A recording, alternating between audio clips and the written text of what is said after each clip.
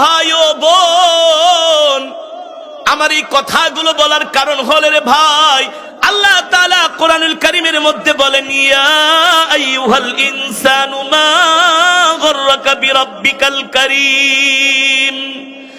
আল্লাহ তাআলা বলে, দুনিয়ার মানুষ, পৃথিবীর এমন কোন শক্তি তোদেরকে আমার আল্লাহর কাছ থেকে দূরে সরায় নিল? অথচ আমি আল্লাহই তো তোদেরকে সৃষ্টি করেছি, ঠিক কিনা বলেন? এই আয়াতে কারিমা নাজিল হবার পরে সাহাবায়ে কেরাম পেরেশান হয়ে গেলেন। ওগো আল্লাহর নবী, আমরা কিভাবে আরো বেশি আল্লাহ তাআলার নৈকট্য অর্জন করব? কিভাবে আমরা আল্লাহ তাআলার জমিনে আল্লাহর দ্বীন কায়েমের জন্য আরো মেহনত করব? আল্লাহর পয়গম্বর রাহমাতুল লিল আলামিন সাহাবায়ে কেরামদেরকে বলেন, ও সাহাবায়ে কেরাম, আল্লাহ তাআলা আমাদেরকে যেই জান, যেই মাল, যেই সম্পদ দিয়েছেন, সব আমরা আল্লাহর জমিনে আল্লাহর দ্বীন কায়েমের জন্য খরচ করব, ঠিক কিনা বলেন? এই কারণেই তো রাসূলের সাহাবীরা আল্লাহর কোরআনের জন্য, আল্লাহর দ্বীন কায়েমের জন্য শুধু সময় দেয় নাই, সম্পদ দেয় নাই, মাল দেয় নাই। আল্লাহর পয়গম্বরের সাহাবীরা আল্লাহর দ্বীনের জন্য, কোরআনের জন্য, আল্লাহ রাসূলের মহব্বতে জীবনটাই দিয়ে দিয়েছেন। রাসূলের সাহাবীরা, এই কারণেই তো আল্লাহর নবী বলে, মিন আসহাবিকান নুজুম ইক্তাদাইতুম ইহতাদাইতুম। এ তোমরা আমার সাহাবীদেরকে অনুসরণ করবা, আমার সাহাবীদেরকে অনুকরণ করবা। কেন অনুসরণ করবা? কেন অনুকরণ করবা? আমার সাহাবীরা তোমাদের জন্য হলো এক একটা তারকার ন্যায়। যুবক, রাসূলের সাহাবীরা কেমন ছিলেন? তাদের ঈমান কেমন ছিল রে যুবক? আল্লাহর রাসূলকে তারা তাদের জীবনের চাইতে ভালোবাসতেন।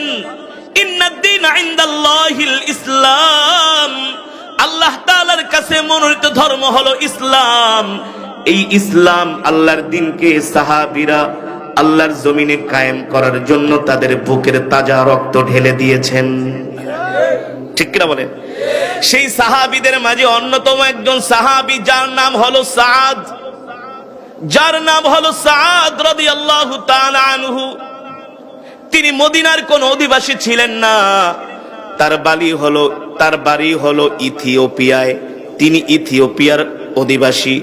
সেখান থেকে তিনি মদিনায় আসছেন। মদিনায় এসে আল্লাহর নবীর দরবারে সব সময় পড়ে থাকে।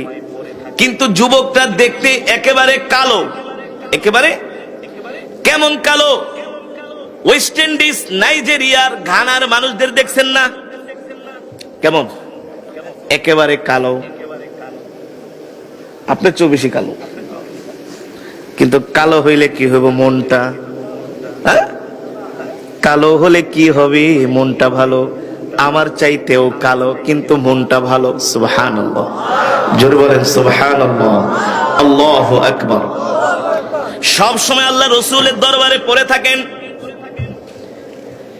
সব সময় আল্লাহর নবীর খেদমতে থাকেন। খেদমতে মক্কার অলিগলি দিয়া যায়, কেউ তার দিকে তাকায় না।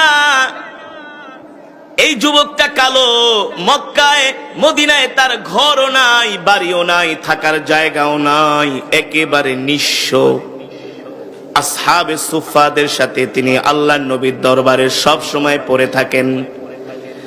যদি আল্লাহর নবীর দরবারে কোনো হাদিয়া আসে, খায়, আর যদি না আসে, না খেয়ে থাকে, আল্লাহর শুকর আদায় করে আর ইবাদতে মশগুল থাকে।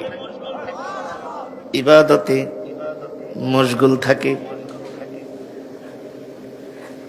কিন্তু আল্লাহর নবী রাহমাতুল লিল আলামিন সাহাবীকে এত ভালোবাসেন, এত ভালোবাসেন, সব সময় রাহমাতুল লিল আলামিনের কাছাকাছি থাকে, আল্লাহর নবীর খেদমত করি। সাহাবী আস্তে আস্তে করে, তার বয়স হয়ে গেছে 25-এর উপরে। কত বয়স? আল্লাহর নবী একদিন জিজ্ঞেস করে ভরা মজমার মধ্যে, এ সাহাবী সাদ, তুমি তো আমার কলিজার টুকরা সাহাবী, তুমি তো সব সময় আমার দরবারে পড়ে থাকো, কিন্তু এখন তো তোমার আস্তে আস্তে বয়স হয়েছে, এখন তো তোমার বিয়ে করার সময়, শাদী করার সময়, সাদ তুমি বিয়ে ঠিয়ে করবা নাকি? সাহাবী সাদ রাদিয়াল্লাহু তাআলা আনহু আল্লাহর নবীর সামনে একটা মুস্কি হাসি দিলেন, মুস্কি হাসি দিয়া চুপ করে রইলেন। চুপ করা মানে সম্মতির, চুপ করা মানে সম্মতির লক্ষণ, ঠিক কিনা বলেন? মানে সাহাবী বিয়ে করতে যায়, আল্লাহর নবী বলে তাহলে যাও বিয়ে করো। সাহাবী সাদ রাদিয়াল্লাহু তাআলা আনহু বললেন, ওগো আল্লাহর নবী, আমি তো খেতেই পাই না, আমার তো কোনো ঘর নাই, বাড়ি নাই, জায়গা নাই, আমার কাছে এই মদিনার কোন মানুষটা তার মেয়েকে বিয়ে দিবে?